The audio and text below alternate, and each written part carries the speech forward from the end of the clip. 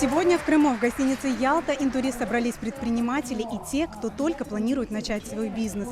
Ведь сегодня здесь проходит главное событие этой осени. Это конференция «Бизнес-комьюнити 2.0», организованная известным юристом, блогером, основателем онлайн-школы «Ваш референт» Рианой Османовой. Главная тема «Бизнес-комьюнити 2.0» – это бизнес именно в 2026 году. Перезагрузка, мотивация и рост. То есть сегодня мы в первую очередь разбираемся с тем, что же нас ждет в 2026 году. Это и спикеры со стороны налоговой, это и спикеры, бизнес-тренеры сертифицированные, а также психолог, который помогает, например, разобраться с реалистичностью поставленных целей нашими предпринимателями. И, конечно, это юридические разборы от нашей онлайн-школы и от других спикеров, которые у нас сегодня приглашены. Каждый бизнес – это всегда люди, процессы и результат, а значит, нужны и продажи. И моя тема как раз-таки направлена на те инструменты, которые помогут посмотреть на систему продаж под другим углом. Я надеюсь вдохновиться и начать действовать. Нам нужно понимать, куда мы хотим прийти через 10-20 лет. Мы должны хотя бы ориентироваться на те горизонты, которые есть.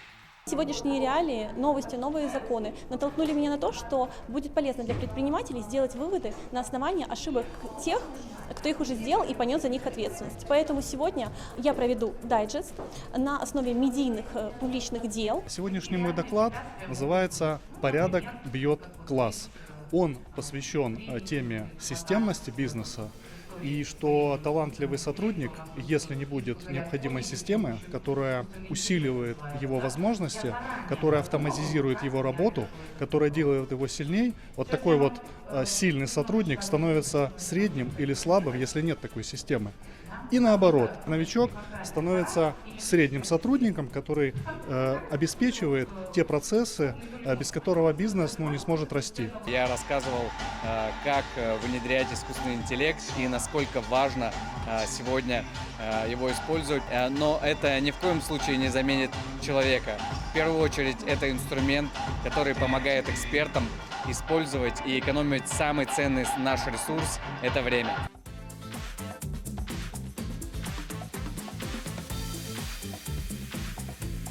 Сегодняшняя бизнес-комьюнити объединила более 400 предпринимателей и будущих предпринимателей. Программа включает не только выступления спикеров, но и розыгрыши подарков от наших партнеров, которые тоже являются нашими крымскими предпринимателями. И вот так мы друг друга поддерживаем. Сертификат на покупку квартиры в новострое на сумму 150 тысяч рублей. Начинаем. Номер 99. Мы вас ждем с удовольствием в своем агентстве недвижимости. Подобные мероприятия в Крыму – это очень хорошая идея. Молодежь собирается, все предприниматели обмениваются опытом, знакомствами. Эти мероприятия способствуют продвижению бизнеса, как и малого, так и среднего. Бизнес – это всегда про развитие, про экономику, про благополучие, про рост. И поэтому такие мероприятия, они очень важны. Не только как для состоявшихся бизнесменов и предпринимателей, так и для молодежи, для молодых, только начинающих бизнесменов. Для себя я подчеркнула несколько моментов.